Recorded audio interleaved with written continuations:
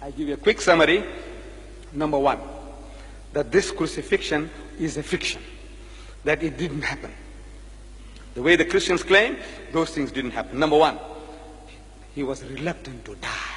He didn't want to die. He didn't come prepared to come for any type of sacrifice.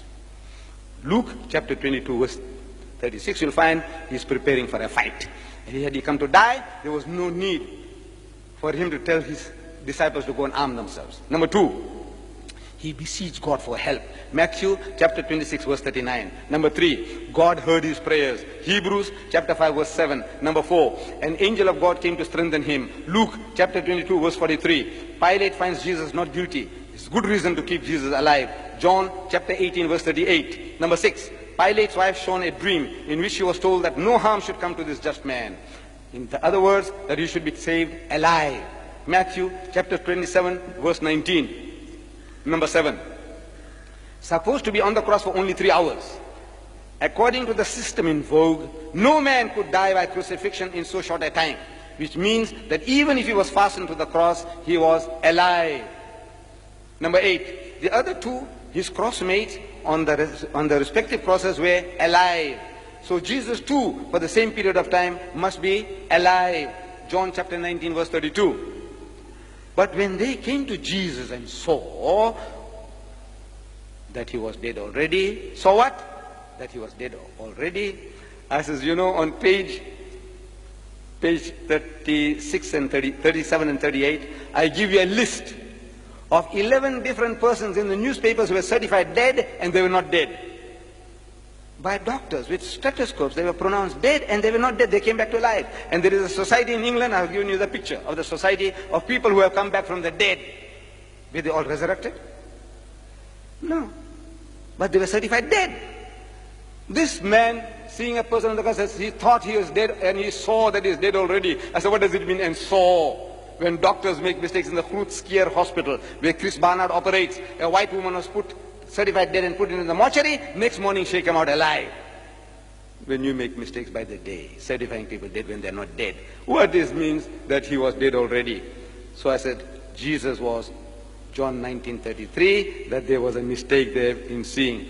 Number 9, Encyclopedia Biblica under article cross, column 960 says that when the spear was thrust, Jesus was alive. We didn't write the Encyclopedia Biblica. Number 10, and when they launched him on the side with the spear, so forthwith there came out blood and water, which is a sign of life. Number 11, his legs not broken as a fulfillment of prophecy. I said legs can be of any use only if Jesus was alive. And this is the fulfillment of prophecy, says the Christian. He keepeth all his bones, not one of them is broken. Psalms chapter 24 verse 20. Number 12. There was a thunderstorm, earthquake, and darkening of the sun, all within 3 hours, to disperse the sadistic mob, to enable his secret disciples to help keep him alive. Number 13, the Jews doubted his death. They suspected that he had escaped death on the cross, that he was alive. And now the next day, they go to Pilate, the chief priests and Pharisees come together into Pilate saying, Sir, we remember so-and-so, and we don't want to make another mistake like we had made in the first, that the last error shall be worse than the first error. What was the first error they made? You know what? They allowed the body to come down without breaking his legs. Now they want to make doubly sure, but they missed the bus. The Jews missed the bus. You know, last night, there was in the Argus that they didn't miss the bus. In Palestine, you know, in 25 seconds, they killed 3 Arabs, and who were out to do some terrorist business, they killed 3. They didn't miss the bus there. But here, in the Bible, Matthew chapter 27, verses 62 to 64, they missed the bus, because the next day they go along to make the sepulchre secure. Next day, after the horse has bolted, you go and lock the gate. There's something wrong with you. The Bible says, next day, Pilate, number 14, Pilate marvels to hear that Jesus was dead. So Pilate marveled if he were already dead. And calling to him the centurion, he asked him whether he had been any while dead. Mark chapter 15, verse 44. You only marvel if you know the thing that they're talking didn't happen. If you take a man to a firing squad and you put 6 bullets through him, and if he dies, there's nothing to marvel. But if he didn't die, you marvel. Now Pilate marvels that, look, no man can die within 3 hours.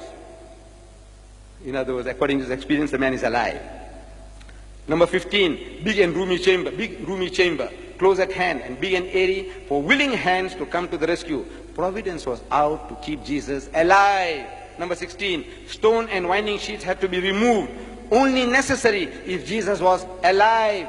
John chapter 20 verse 1. Number 17, report on the winding sheets. German scientists who carried out experiments on the Shroud of Turin said that the heart of Jesus had not stopped functioning, that he was alive. Number 18, he was ever in disguise. Disguise not necessary if Jesus was resurrected. Only necessary if he was alive. John chapter 21 verse 4. Number 19, he forbade Mary Magdalene to touch him. Touch me not, for this reason that it would hurt, because he was alive. John chapter 20 verse 17. Number 20, not yet ascended unto my Father. In the language of the Jew, in the idiom of the Jew, he was saying, I am not dead yet. In other words, I am alive. John chapter 20 verse 17. Number 21, Mary Magdalene not afraid on recognizing Jesus, because she had seen signs of life before. She was looking for a Jesus who was alive. John chapter 20 verse 16. Number 22, his disciples petrified on seeing Jesus in the upper room. All their knowledge about the crucifixion was from hearsay. Therefore, they could not believe that Jesus was alive. Two had Almal, Hamfarlat and Khaflach. They were not there. Number 23, ate food again and again in his post-crucifixion appearances.